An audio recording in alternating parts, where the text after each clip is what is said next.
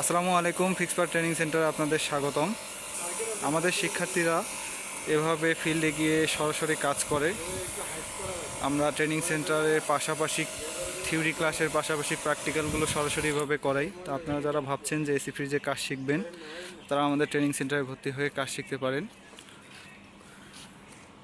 যে কোনো কাজ হাতে ধরে শেখাটাই হচ্ছে আসল, আর আমরা সেভাবেই শেখাই।